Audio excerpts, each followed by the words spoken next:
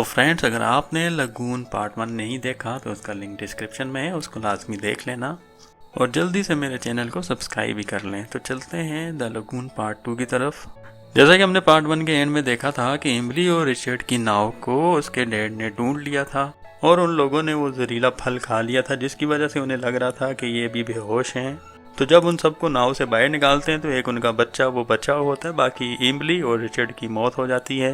वो फिर जो बच्चा बच जाता है उसको सारा को दे देते हैं। सारा पहले से ही विधवा थी और उसकी खुद की भी एक बेटी थी जिसका नाम लिली होता है। और इसके बाद इमली और रिचर्ड की बॉडी को वहीं पानी में उनका अंतिम संस्कार कर देते हैं।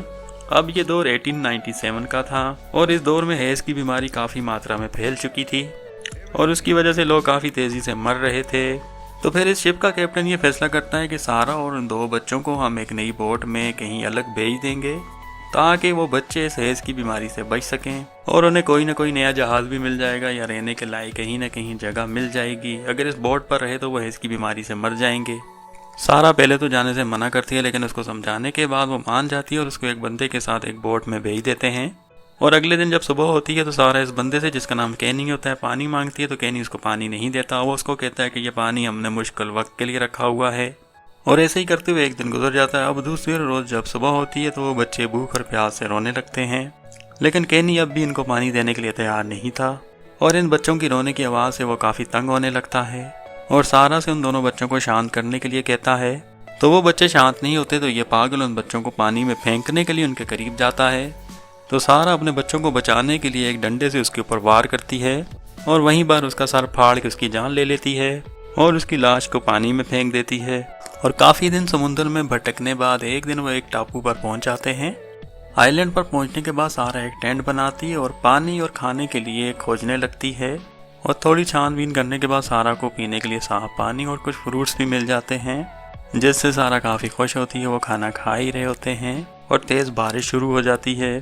तो बारिश से बचने के लिए वो अपने बनाए हुए टेंट में आ जाते हैं, लेकिन तूफान इतना तेज़ था कि वो टेंट ज़्यादा देर तक टिक नहीं पाता और टेंट टूट जाता है। अब अगली सुबह वो टापू के दूसरी साइड पे जाते हैं और सारा उस बच्चे को रिचर्ड का नाम देती है। तो अब हम इस बच्चे को रिचर्ड ही बुलाएंगे। तो अब रिचर्ड इस जगह को पहचानने लगता है और सारा को अपने घर की ओर लेके आने लगता है। ये वही घर था जो उसके पेरेंट्स का बनाया हुआ था और अब सारा उसी टापू पर है जहाँ पर रिचर्ड और इमली हुआ करते थे। तो रिचर्ड जब घर के अंदर होता है तो वो सारी तरफ देखता है, अपने मॉम डैड को ढूंढने लगता है, लेकिन उसे अब क्या पता कि उसके मॉम डैड अब इस दुनिया में नहीं रहे। तो रिचर्ड रोने लगता है। तो सारा उसको गले लगाकर कहती है कि मैं ही तुम्हारी माँ हूँ। अब ये तीनों इस घर में रहने लगे थे और सारा इनकी परवरिश कर रही थी और ऐसे ही करते हुए वक्त गुजरता रहता है और देखते ही देखते 8 साल गुजर जाते हैं। सारा इन दोनों बच्चों को कई नई नई बातें सिखाती है, जैसे कि शादी क्या होती है और बच्चे कैसे पैदा होते हैं, ताकि जब उन्हें यहाँ से रेस्क्यू किया जाएगा तो सिटी में जाएं तो वहाँ उन्हें रहने में कोई मुश्किल ना हो और लोग उन्हें जंगली ना समझें। अब बारिश का मौसम चल रहा था तो सारा अपनी छत को ठीक करने के लिए जाती है, लेकिन उसके बाद से ही उसकी तबीयत खराब होने लगती है, जिससे वो समझ जाती है कि वो ज़्यादा दिन तक बच नहीं पाएगी। और जिसके बाद वो अपनी फेवरेट जगह पर आकर रिचर्ड से कहती है कि मैं ही तुम्हारी असली माँ हूँ और तुम दोनों भाई बहन एक दूसरे का साथ कभी मत छोड़ना और हमेशा एक साथ रहना।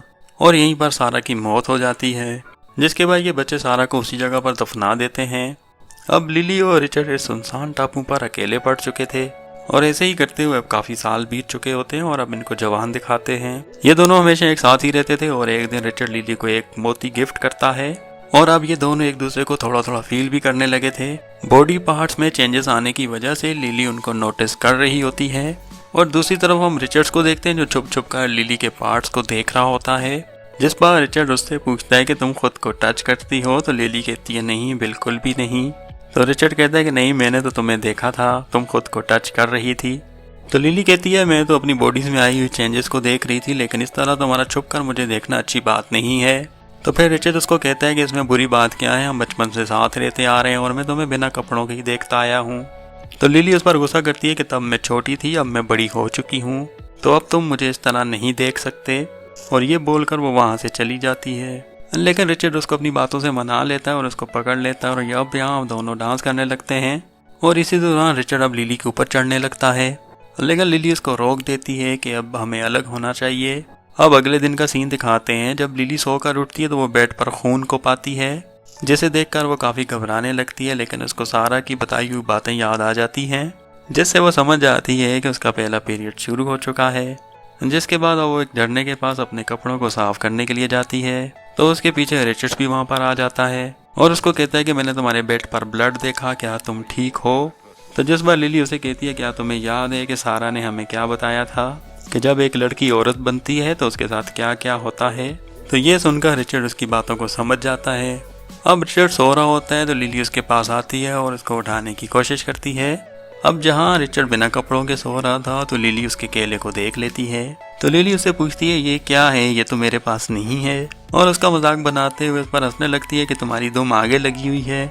तो रिचर्ड शर्मा कर वहाँ से भाग जाता है। अब अगले सीन में दिखाते हैं कि लिली अपनी माँ की कब्र के पास होती है, जहाँ वो कहती है कि माँ मुझे समझ में नहीं आ रहा कि हमारे साथ क्या हो रहा है।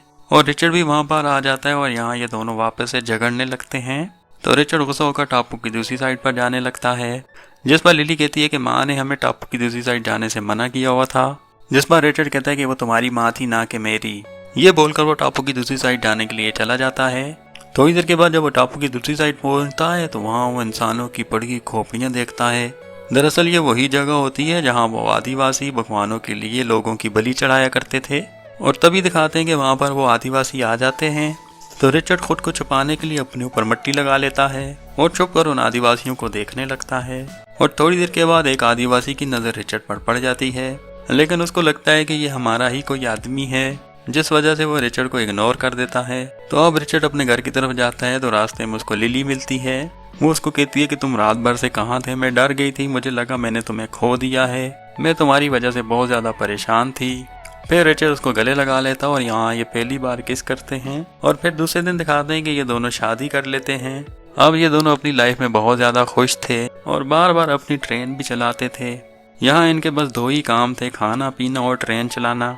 अब वो एक दिन एक जहाज को देखते हैं और उस जहाज को सिग्नल देने के लिए वो लकड़ियाँ जलाने के लिए जाते हैं, लेकिन वो देखते हैं कि वो जहाज तो उनकी तरफ ही आ रहा है।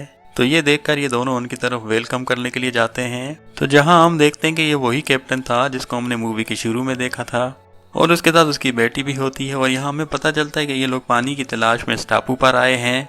इस लड़की का नाम सिल्विया होता है और इसको लगता है कि ये दोनों बहन भाई हैं, लेकिन लिली कहती है कि रिचर्ड तो मेरा हस्बैंड है। कुछ सालों हम यहाँ पर आए थे और बीमारी के चलते उसकी माँ की डेथ हो गई थी। अब रात को ये इन लोगों को अपने घर पर डिनर के लिए इन्वाइट करते हैं, जहाँ उन्हें लिली का बनाया हुआ खाना काफी पसंद आता है। अब अगली सुबह कैप्टन उनको कुछ कपड़े पहनने के लिए देता है, क्योंकि अब ये लोग शहर लौटना चाहते थे। और इसी बीच सिल्विया अब रिचर्ड को पसंद करने लगी थी। इसके बाद रिचर्ड उनको वाटरफॉल के पास लेकर जाता है, जहाँ पीने के लिए बेशुमार साफ पानी था। तो ये लोग अपने ड्रम्स भरने लगते हैं और उसी रात सिल्विया रिचर्ड के करीब आने की कोशिश करती है और लिली ये सब कुछ देख रही होती है। तो अब लिली सिल्विया का मेकअप लगाकर उसकी तरह बनने की कोशिश करती है, लेकिन रिचर्ड उसके ऊपर हंसने लगता है और उसको मुंह धोने के लिए बोलता है। फिर अगले सीन में हम देखते हैं कि रिचर्ड और सिल्विया मछली पकड़ने के लिए गए हुए हैं और दूसरी तरफ दिखाते हैं कि लिली नहाने गई हुई है और उस कैप्टन का एक क्रू उस पर नजर रखे हुए था। और लिली जब नहाकर आती है तो वो बंदा उसको पकड़ लेता है। दरअसल वो उस मोती के पीछे पड़ा हुआ था जो शुरू में रिचर्ड ने उसको दिया था।